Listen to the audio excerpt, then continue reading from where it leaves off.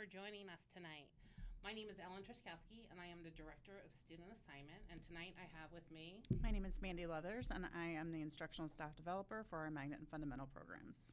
And tonight we're going to basically go over all the different aspects of applying for one of our Magnet and Fundamental programs. We will go through some of the basics, go over priorities, some of the information about application areas. Once we get through that, we'll be walking you through a test site so that you can get an idea of the application process itself. And at the end, we will open it up for any questions that you have. If we do not get to those questions, we will take them and do an FAQ and get those out on our website first thing tomorrow. So I'm going to turn it over to Mandy to take us through a little bit information about what our Magnet and Fundamental programs are about. All right, so we're going to begin with just some basic information. Sometimes you'll hear the Magnet and Fundamental programs referred to as our district application programs or using the acronym DAP. And all of that means is that you need an application to apply. So district application programs is just kind of an umbrella term that encompasses all of our Magnet and Fundamental application programs. There are 89 Magnet and Fundamental programs in which you have the opportunity to investigate and apply to those that are within your application area or those that are countywide for your child's grade level band. All of the Magnet and Fundamental application programs require an application. There is a randomized selection process, and acceptance of an offer is required to attend. And that acceptance period is in February. All of our application programs have two models. There are either whole school programs, which means that everyone in the school has completed and accepted an invitation to attend that particular school. There are also programs within a school, which means that there is a zoned population that attends that particular school along with those who have applied and accepted seats within the program and or programs. Some schools have multiple programs, some have just one, along with that zoned population. Countywide programs are those in which anyone in the county can apply to attend, and then they each have specific application and transportation areas, which we'll show you just more about in just a minute. All of our Magnet programs provide arterial transportation with a few exceptions that can be found within the Magnet and Fundamental Program Guide, which is on our website, and we'll detail a little bit further in just a moment. Or some of them have designated transportation areas, which we'll go into along with our application areas next. So application areas mean that you are eligible to apply there based upon your residential address. If the program is designated as a county-wide program, it means that anyone with a Pinellas County address can apply. It doesn't matter if the school is located in South County and you live all the way in Tarpon Springs. If you so choose, you could apply to attend that school within because it's a county-wide program. Other programs have application areas, and they are all designated or defined based upon your address. That bullet point below details what they are: North, Mid, and South County. There are also application areas of south of Gulf to Bay, south of Ulmerton, north of Ulmerton. And those application areas are based upon the zoned middle or high school for your residential address. All elementary and middle school programs are based upon the zoned middle school. So you'll want to determine your zoned middle school, and that will help you figure out what your application area is based upon your address. All high school programs are based on the zoned high school. So what that looks like, and a really helpful tool for you to figure that out, is found at pcsb.org/zone, ZONE. Again, elementary and middle school application areas are based upon your address as zoned middle school. High school application areas are based upon your address as zoned high school. To find where your student zoned schools are, again, you'll come to pcsb.org/zone. And then underneath the zone schools for each of the grade level bands, elementary, middle, and high, you can click there to find out which magnet and fundamental programs you can apply to within your area. So those red boxes outline where you would click, and a pop-out will list all of the available programs that you are eligible to apply for based upon your address. You can also download the program guide at pcsb.org to help you to determine programs of interest and where you are eligible to apply for. The application areas are listed underneath each program description. And then pages 23 and 24 list which programs have application areas.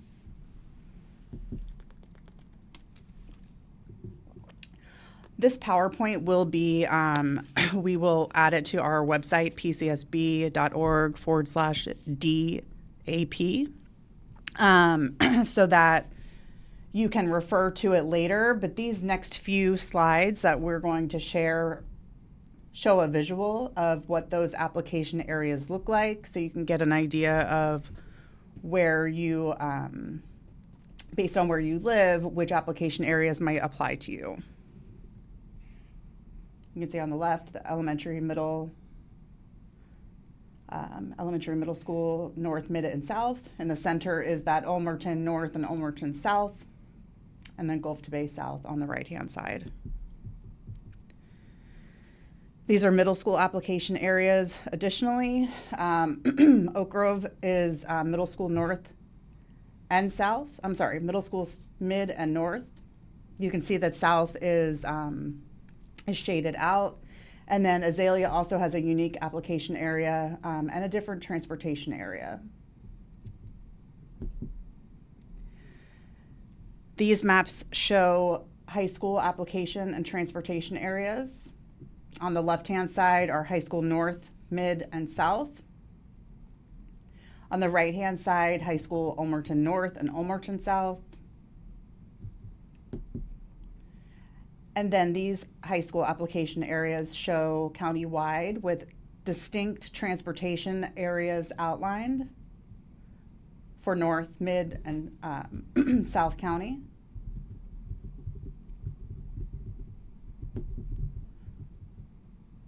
Ulmerton North is on the left, Ulmerton South is in the center, and then high school countywide mid and south transportation areas to the right.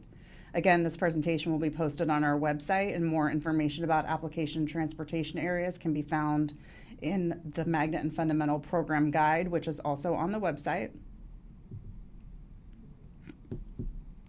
We're going to give a little bit of information about entrance criteria and ineligibility. Most programs do not have entrance criteria, however, a few do. Entrance criteria exists for Centers for Gifted Studies, Centers for Literacy Innovation. PCCA at Gibbs High School has an audition and interview process, and all high school Cambridge ACE and IB programs have entrance criteria for academics.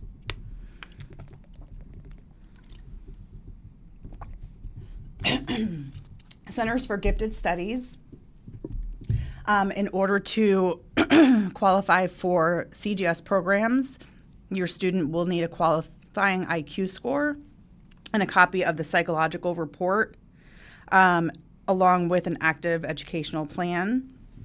If you are applying from a non-PCS school, so if you are not, if your student is currently outside of a Pinellas County school in a private school or just new to the county, you will have the opportunity to submit this documentation to the school's gifted coordinator before January 23rd, 2026. Centers for Literacy Innovation are located on 2 campuses, one for all residents, Ulmerton North in that application area at Elisa Nelson, and Ulmerton South, located at Midtown Academy, and there are screenings to determine eligibility for the Centers for Literacy Innovation, and each school will schedule those CLI screenings. So if you apply, you can expect to be contacted by the school. I'm going to pause for a moment and let you read the eligibility requirements for high school Cambridge ACE and IB programs.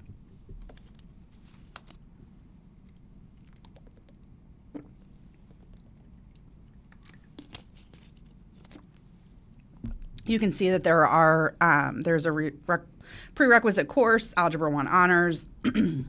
Grades are considered, test scores are considered. If you have any documentation that needs to be submitted, again, if you are a current private school student or non-PCS new to the county, you must submit documentation for eligibility to the school's IB or Cambridge ACE coordinator before January 23rd, 2026. There are 2 reasons why your student may be ineligible for a program.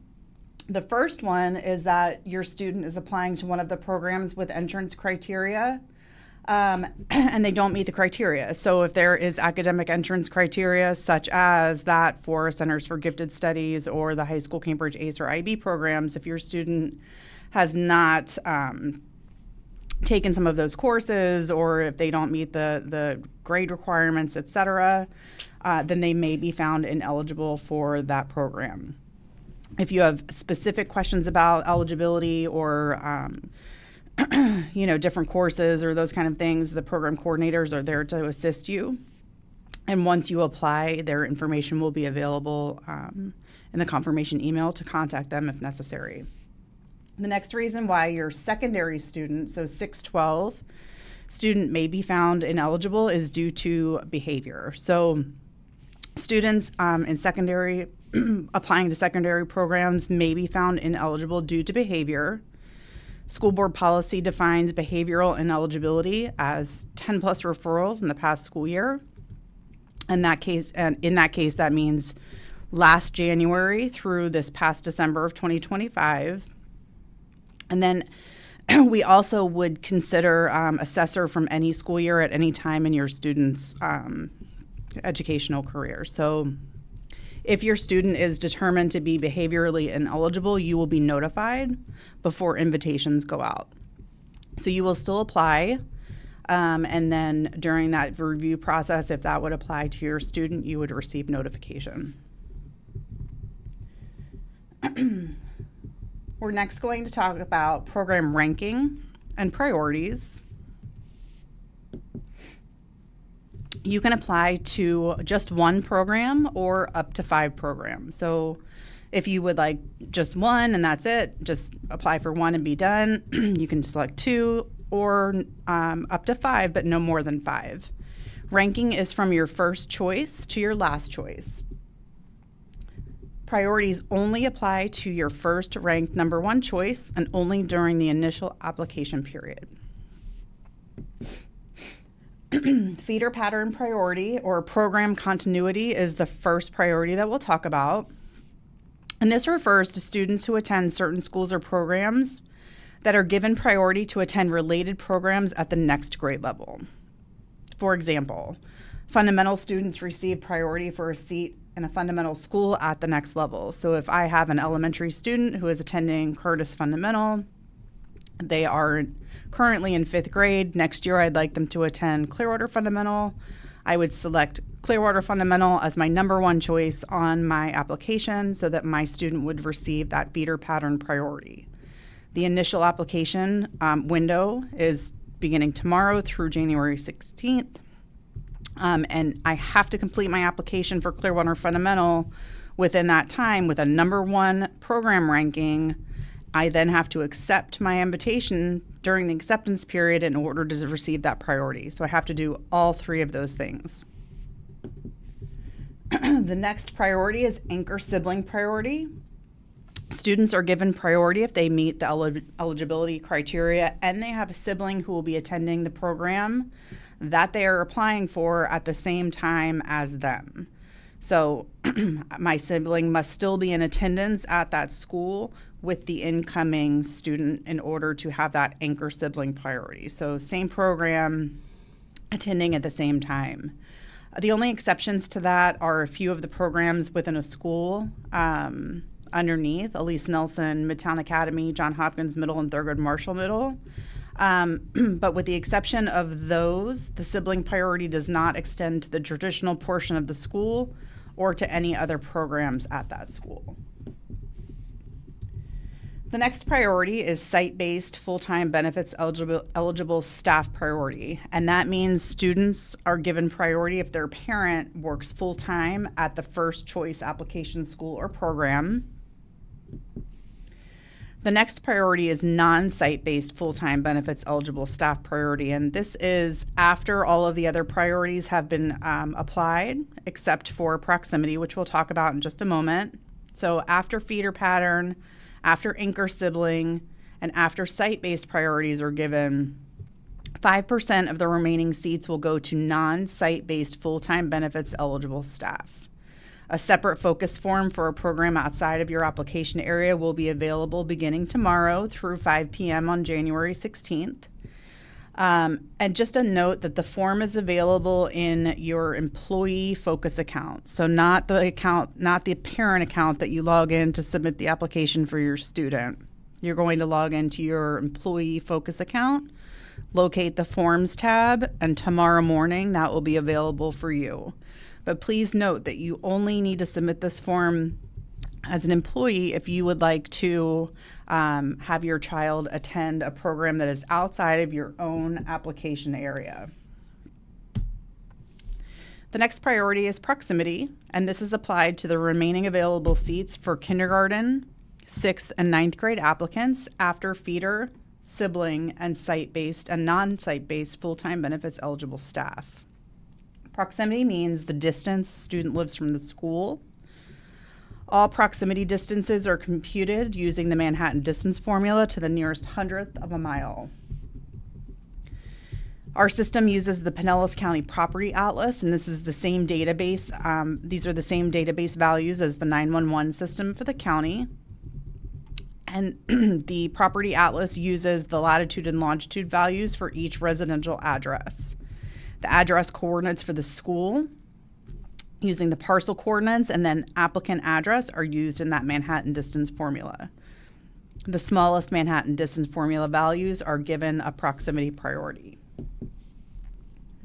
Elementary and middle schools offer proximity priority to 20% of remaining seats after other priorities are given, with the exception of Eastlake Middle School, Mangrove Bay Middle School, Midtown Academy, and Tarpon Springs Fundamental, which offer a 50% proximity priority. High school programs offer proximity priority to 25% of remaining seats after other priorities are given. I know that's a lot of information, so this is what that may look like in practice. So let's say we have 100 available seats at a middle school, and that middle school has a 20% proximity priority. So we start with the available 100 seats in our lottery. 25 of those seats go to feeder pattern priorities for incoming 6th graders coming from that program continuation from the elementary school. Let's say that 7 have staff priorities. 3 seats go to full-time benefits eligible employees, staff priorities. 3 seats may go to the non-site-based 5% of that 65 remaining seats would be 3. And then after all of those priorities have been applied, we have 62 remaining seats. 20% of those seats will go to proximity priority. So 20% of those 62 remaining seats would be 12. And those 12 seats would go to the smallest Manhattan distance value points. The other 50 would go to randomly selected names on the list. All right, next we are going to go through our virtual application walkthrough. In just a moment, Ellen is going to show you different ways to get to the application depending on which type of applicant you are.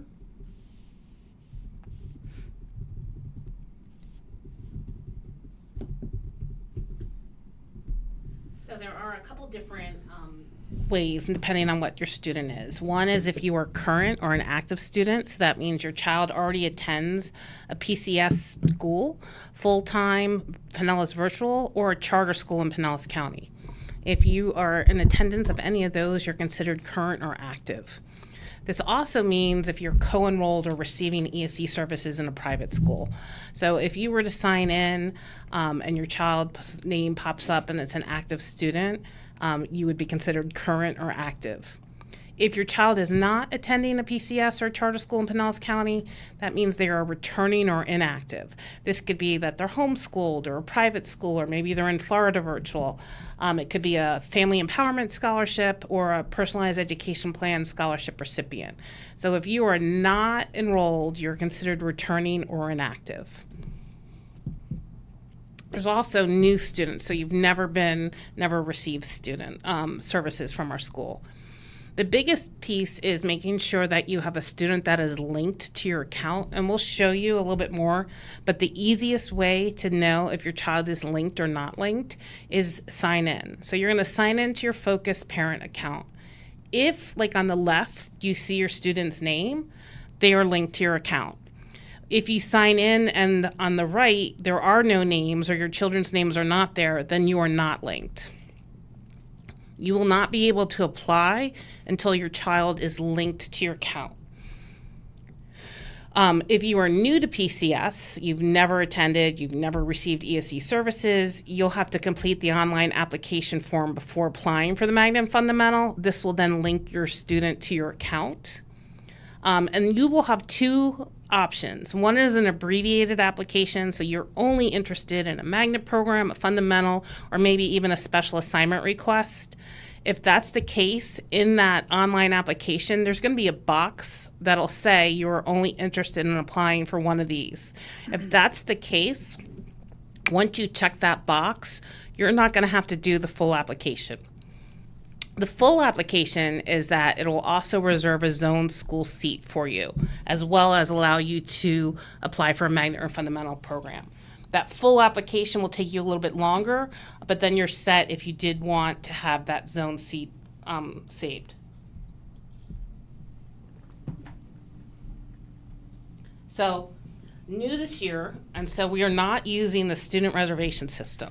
So they have built for us, and we're excited to see it roll out, they've built for us an application program that is actually through Focus and not the student reservation system. So there's going to be some changes.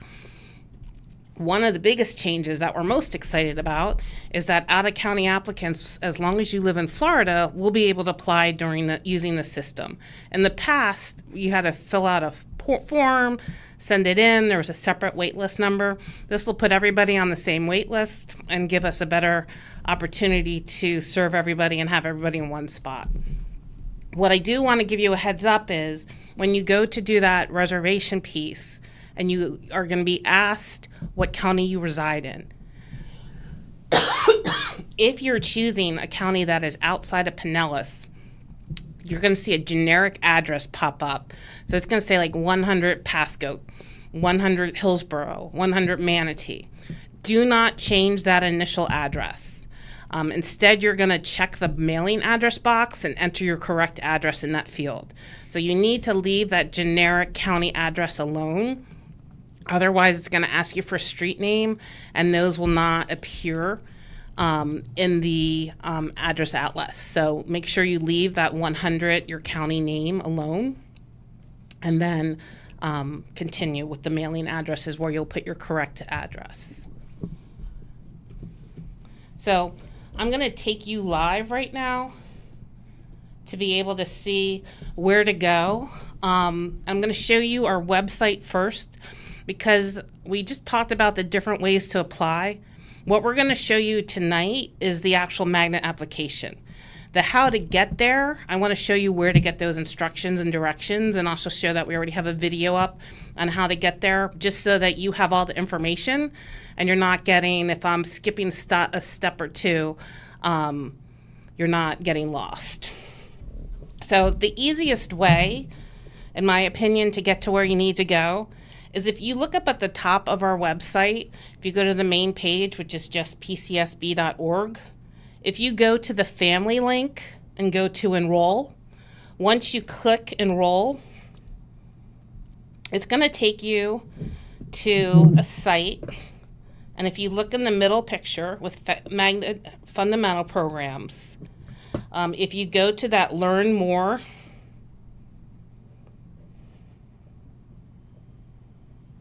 you're going to see a tab that says How to Apply for the 26-27 school year. When you click that, you're going to see that it talks about you're first going to need a parent focus account. It'll give you the link to set one up. If you haven't set one up before, all you need is an email address, and you'll have to come up with a password. But your email address will be your username. We have a video here. This video is going to take you, if you're a current linked to current unlinked, if you're a returning student, if you're new to PCS, this video that's here on this website is going to take you through every single step of the way. We're going to kind of show you that you've already set up your student, you've already filled out the online form, or their student is linked, where to go to that application. This video will tell you how to get to where we're showing you from tonight. We also have step-by-step directions. So if your child is a current PCS student and you click that, it's going to ask, are they linked? And if you remember, linked means you see their name when you sign in to the left.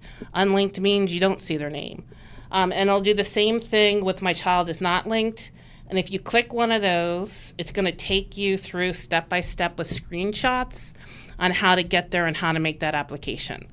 So I want to make you aware of this website because it'll be a valuable tool for you on those steps. There are contact information. So if there are technical issues, you're going to submit a tech help ticket.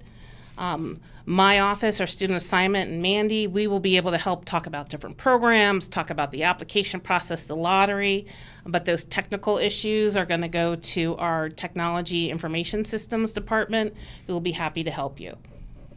That being said, great resource page. I'm going to take you to what we call a sandbox or a dummy site to be able to show you the steps.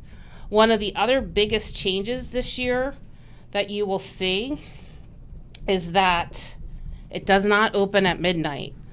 So with the new platform, it is going to open on 9 a.m. tomorrow. So do not even bother trying to apply before 9 a.m. It will not open before 9 a.m. So you're going to go to focus.pcsb.org. I have Sandbox just because it's a test site and it's allowing me to show you what it's going to look like tomorrow and how it's going to work.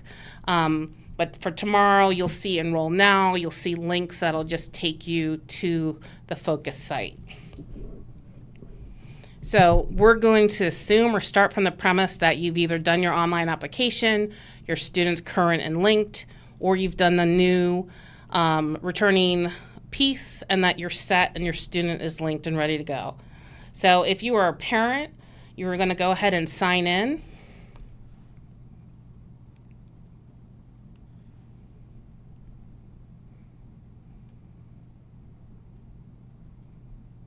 Gotta love technology.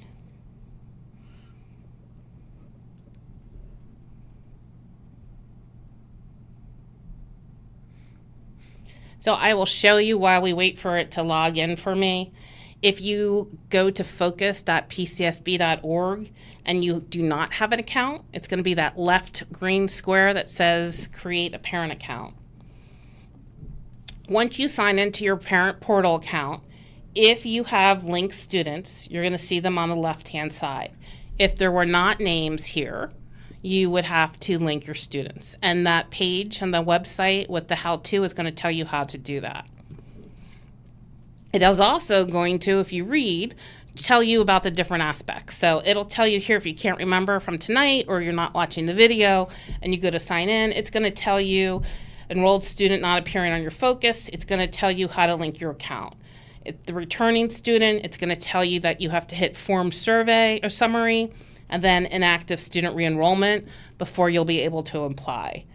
If the returning student is not appearing, it'll give directions. So all those different scenarios that we talked about will show up here with just a reminder of how to get to where we're going to show you next. Excuse me. So if I wanted to apply, I'm going to find my child. I'm going to click the drop-down menu. And then I'm going to see my different options. So I can see that there's still the late special assignment request for 25-26, but what I'm looking for is magnet and fundamental program application for 26-27. I'm going to click on that.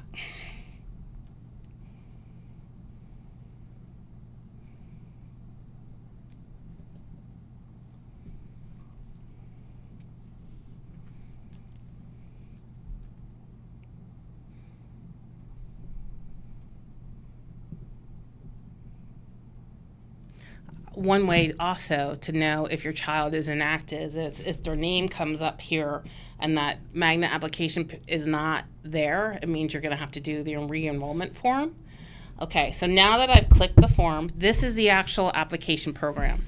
So what you're going to see is the student name. If there's a local ID, that'll come here, the grade level for this year, what grade level they're projected. So if you are entering a new student or you are applying just for DAP and it's asking you for that projected grade level is going to be what grade will they be in the 26-27 school year. It'll have your address, it'll have the parent information. If you put more than one contact, both information will be there. Anything on this form, if you were a current student and is incorrect, that's going to impact where you can apply if there's application areas. So if you were a current student and any of this information is wrong, you want to contact your current school and they can help get that changed for you.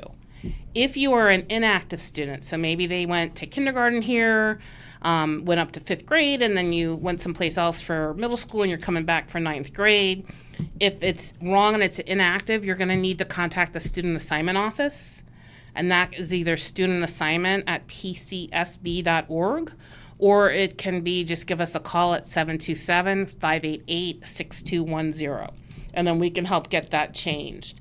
Sometimes if you're a re-enrolling or a returning student, that projected grade level is going to go off of the last time they were there. So your child may be going into 9th grade, and when you sign back in, because the last time they were here was 2nd grade, it may show up as 3rd grade. So you really want to make sure that the information on top is correct.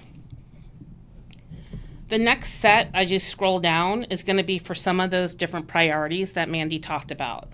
So if you are a military transfer, so that is not someone who's in the military and a current student, that is someone who's coming to our district for the first time as a military transfer.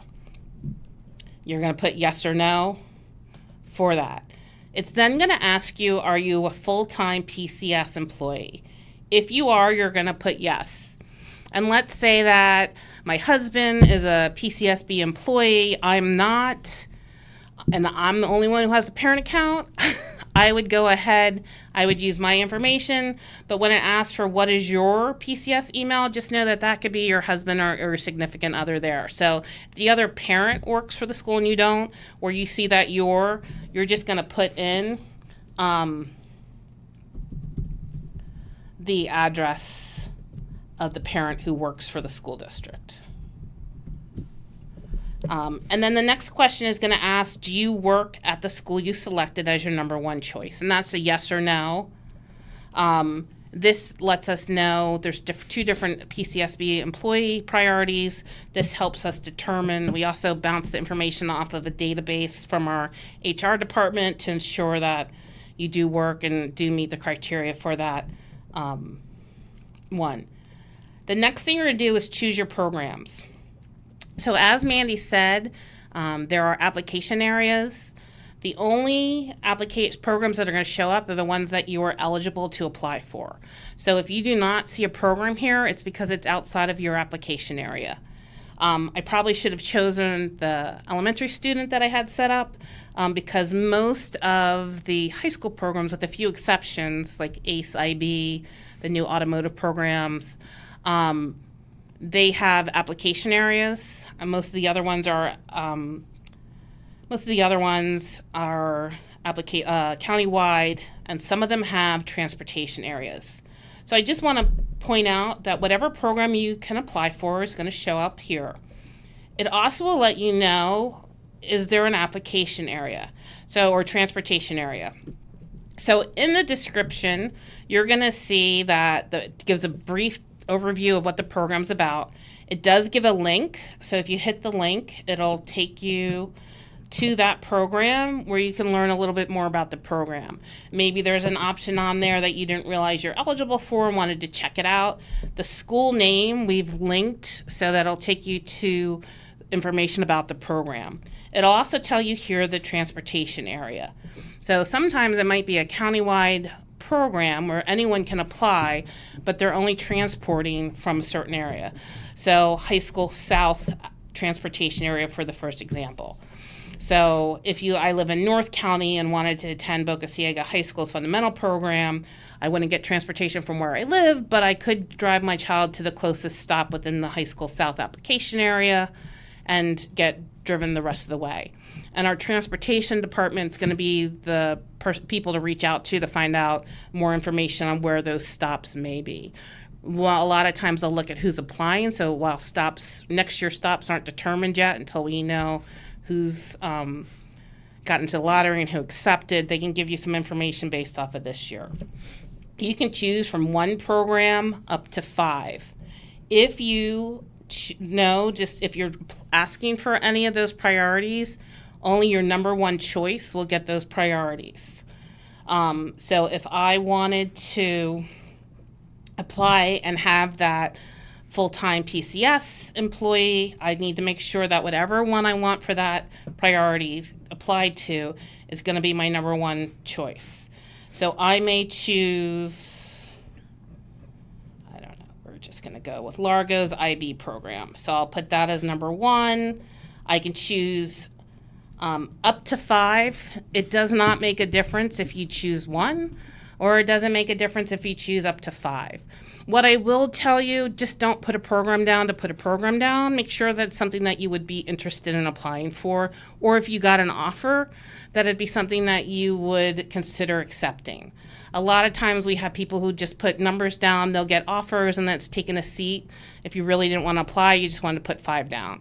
So if you know you're not interested, don't put it down. Only apply for what you're interested in applying for. So like I said, you can apply for 1, you could apply for 2, and you could go all the way up to 5 different programs. And I'm just randomly choosing some programs. Once you select your 5, what you'll see at the bottom is siblings at applying schools. This is where that anchor sibling comes in place. And there was a question earlier about siblings applying at the same time. If one got in, would that be an anchor sibling priority? And that's not how it works. So anchor sibling means they're already there. So there's someone in that program that will be in that program next year that's anchoring that seat for who's applying now. We do have something called a newly invited sibling priority. So that would be like if we had twins applying for 6th grade, one got in and one didn't. There's, after the acceptance period, there's something called a newly invited sibling priority week, and that's where you can claim and have a move up to a higher spot on the wait list to have a better chance of getting in. But down here is where you're going to put in the sibling's name, the date of birth. If you know the sibling student ID, you're going to put that as well. So you can put that down if you have siblings. The other thing is you can also check with the school to see that you have linked siblings, which will also help in the process. So if you have siblings already, they could be linked in the focus system, which would then do it.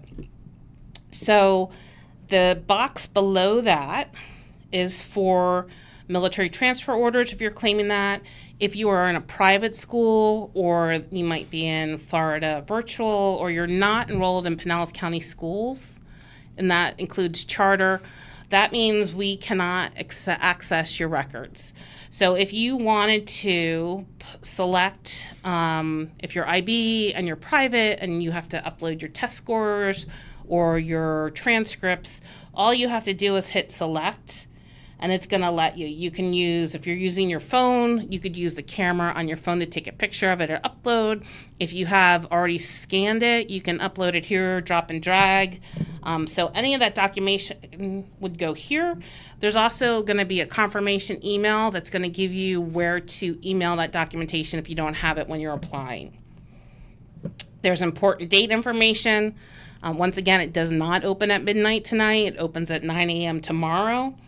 And then you just hit submit. You could hit submit and print. It's going to give you a reminder.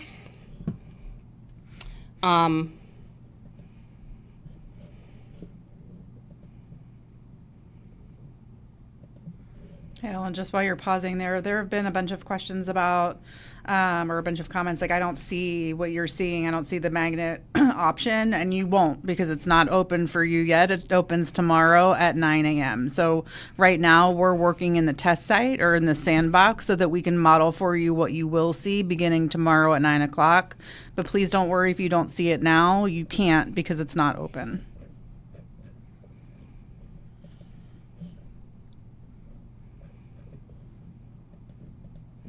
Okay, so on the video that we have on our website already, this is just taking a while. We'll show you, but basically it'll pop up with the programs that you applied for in ranked order and give you contact information at each school. And then that way, if you have questions, okay, it's saved and submitted. If you have questions, let me see if we can get it one other way. It gives you who you can reach out to for that. So we're going to just go back real quick to a couple more important dates for you to know with the presentation, and then we'll open it up for Q&A.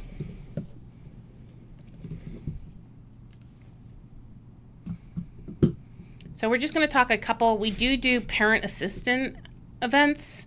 So January 8th, we will be from 8:15 to 11:15 a.m. at Lakewood Elementary. January 12th, we'll have two different spots. From 4:30 to 6:30 p.m. we'll be at Northeast. And then from 5:30 to 7 p.m. we will be at Morgan Fitzgerald. On the 13th, from 12 to 1:30 p.m., we'll be at Dunedin Highlands Middle School. And on the 16th, we will stay until the end. We don't leave on the last day until everyone who has reached out or contacted us by 5 a.m. has been assisted. PM, sorry. Oh, yeah. Yeah, 5 p.m. So we will stay until it ends. So just a couple. We have the initial application period, which will be 9 a.m. January 6th tomorrow to 5 p.m. January 16th. The acceptance period is 9 a.m. February 10th to 5 p.m. February 20th. Newly invited sibling requests and appeals week is going to be February 23rd to 27th.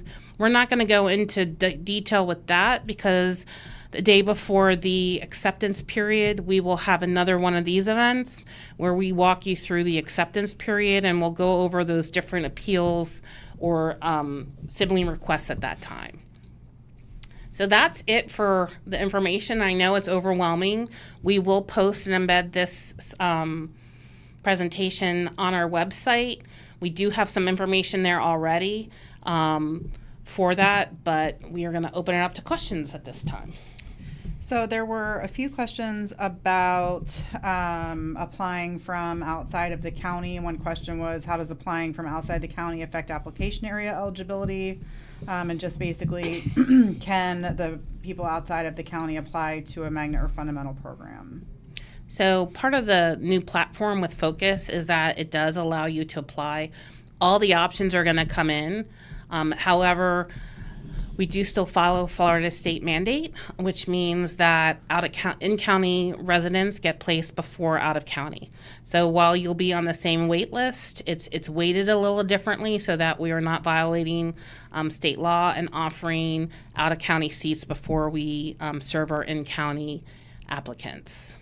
And then technically, the application area, everything is outside of your application area because you're outside of the county. So what you should see if you're applying from out of the county are all of the program choices because, again, living outside of the county, you would be technically outside of all application areas, so they should be visible for you.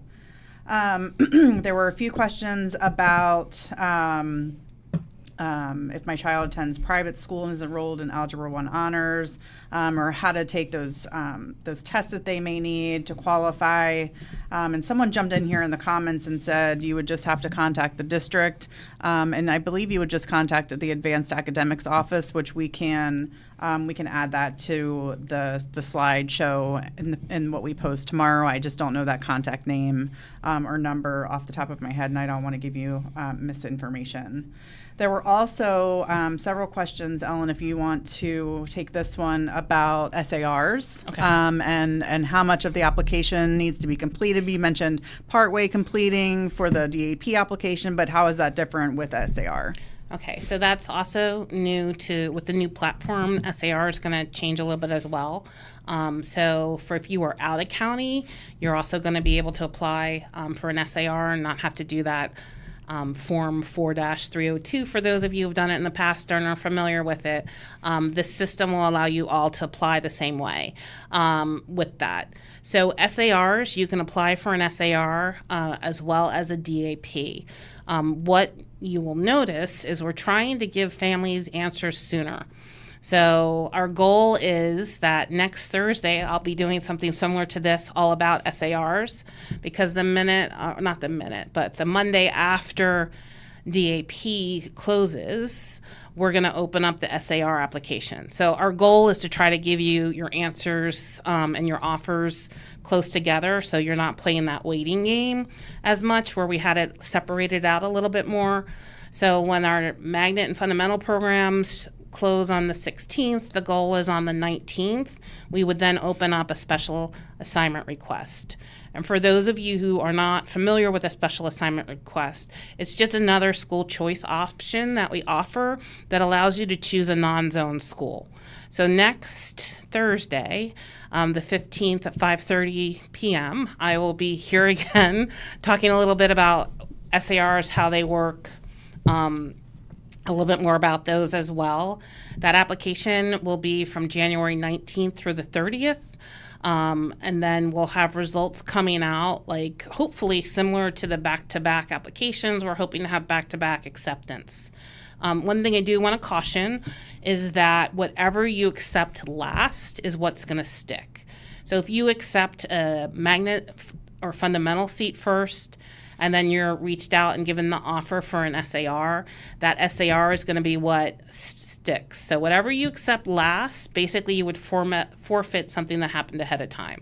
So if I chose an SAR first, and then I was on a wait list for a program, and then in March I get a phone call and an offer for a magnet or fundamental program that I signed up for, if I accept that, I'm then forfeiting the SAR seat. So you'll be on the wait list for both if you did not get an initial offer, and then when an offer comes up, whatever you choose last is what kind of the system will hold on to. There was another question about multiple parent accounts for the same student. So can multiple parents access or be linked to the same student? So this is also different with the platform. Anyone who is linked as an educational decision maker. So if they're considered, the schools will say they have a gavel. So do they have the gavel? So the gavel indicates that you have legal educational decision-making rights. Those parents can apply. So you want to make sure you're on the same page, because if I apply and then the dad applies, whoever's last is what's going to stick in. So you could, in theory, go back and forth. We're hoping that that does not happen, but there's that possibility. So unlike the student reservation system, where only the first person can apply, anyone who has that educational decision-making power will be able to make an application in Focus. There were several questions about the timing. So please note that all applications are given the same consideration from the time it opens tomorrow at 9 a.m. until it closes at 5 p.m. on the 16th. There's no special priority given for you applying at 9:01 tomorrow versus, next Thursday at 7:57 p.m. So that differs from the late application period, where applications are received in time-stamped order, but that is not the case during the initial application period. The lottery doesn't even run until it closes. So all of the applications are entered into the system. Priorities are verified and reviewed. Eligibility is determined. All of those things happen, and then the lottery runs. So there's no special consideration for getting your application in super early tomorrow morning. So don't stress if you're working, you're not available tomorrow. The same priority is given at any time during that application window. There was another question or several questions about like how the ranking affects the offers that go out, and that does determine. So we've mentioned several different times about that number one ranked choice being very important, especially to those who are claiming priorities or expecting to receive priorities. But it's also important if that's really the program that you want. So the program that you want the most should be that top ranked choice, because the lottery is weighted. So after the priorities are applied, once the randomizer goes into effect, the number ones are sorted, the number twos are sorted. So like a number 5 choice is not going to receive an invitation above someone who chose that as their number 1 choice. So yes, the ranking does matter and is important. Did you want to add anything there? I just want to add, because a lot of times we'll see fundamental students in 8th grade who really kind of might want that medical program or IB in Palm Harbor. And so they'll put that one down as 1, thinking that's automatic or guarantee that they'll get a priority for Osceola. And that's not what happens. So they would only get a priority, if applicable, to Palm Harbor University if that's where they're applying. So that number 1, if you're not choosing that feeder pattern priority as your number 1 choice, you will not get that feeder pattern priority. So really make sure that what you want is your number 1 choice. Let's see if there were any other kind of trends. Earlier applications do not have priority over later applications. And that only comes into play during the late application. Correct. So once the late application opens in March, those will go in time-stamped order, but the initial, it does not matter if you apply in the first minute or the last minute.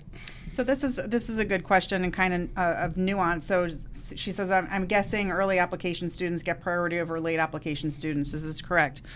So no in 2 ways. So the applications for the 25-26 school year, so those those wait lists that exist now, they'll dissolve. So they do not roll over year to year. There's no existing wait list. There's no existing applicant pool that's new every single year. So there's no priority over early applications because they go away. So the whole thing is new.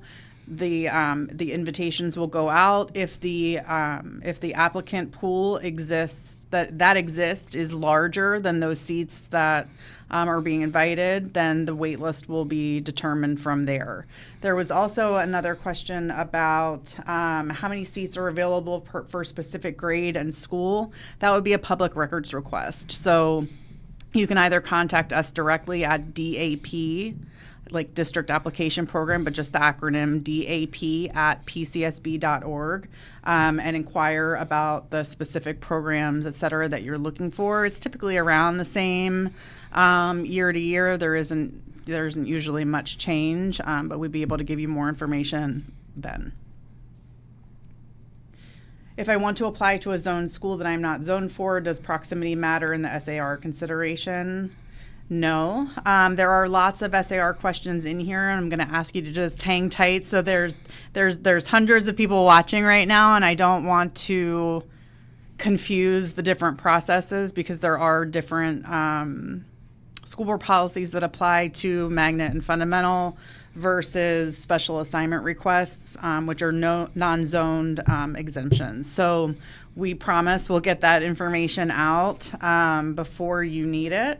But right now, it's those magnet and fundamental program questions. Can you go over, Ellen, one more time, current active versus returning inactive. Okay, so current active is that you are currently attending one of our schools. So if your student is going to one of our schools, and that includes Pinellas Virtual, and it also includes charter schools. So if they are active in the focus system, they're going to Pinellas Virtual, they're in charter school, or they're in one of our schools, or it could be we do have some private school students who receive ESE services. So if you're active or live in that system, you're considered current. And one of the easiest ways that you're going to be able to tell is when you sign into your account, and you can actually sign in now. If you were to see your child's name and you click on it, if you do not see a late application for SAR or magnet programs, that would indicate that they are inactive. So if you click on form summary in that parent account, you're going to, in the center panel, it'll come up and it's either inactive re-enrollment, but it'll say something like inactive re-enrollment form. There's a link there where you'll have to click it. It'll indicate, and please be careful because we've already had with the next year reservation, people aren't looking at the drop down for the year. You could be applying for the 25-26 year or the 26-27. So just be careful on that drop down, what year you are applying for. But you would need to do that reenactment enrollment. So if you're not seeing like school choice options right now, and your child's not attending, that's a real quick way to know that you need to fill out the inactive re-enrollment form. Once you fill out that form, tomorrow at 9 o'clock, you'll see the option for the magnet and fundamental application. So inactive or returning, it could be homeschool, it could be a scholarship student, it could be someone in private school, it could be a voucher recipient, any of those would be inactive.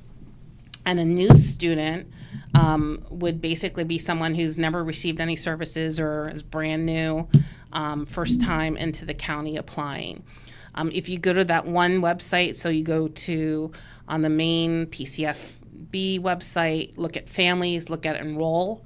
In the middle picture and drop down, if you go to learn more, and then you look at the top one, should say how to apply for 26-27. That will give you how to know it. Like in those instructions or the guide, we show you what to do. There's also a video there that will show you each of the ways on how to get to when you can actually choose to apply. All right, that looks like the majority of the trending questions. I know some of you still have some specific to you questions, both technical and kind of, scenarios, I'm out of state, or how do I submit this certain type of paperwork, those kind of things. We'd like to request that you contact us via email, and either Ellen or I will directly respond to you within the next 24 hours. So you can reach us at DAP, again, that's that acronym for District Application Programs, DAP at PCSB.org. And that email box comes directly to the two of us. We monitor it personally. So if you have a scenario or something technical that you're running into, it opens up at 9 a.m. tomorrow, I don't see anything, then please feel free to reach out and we will be in touch.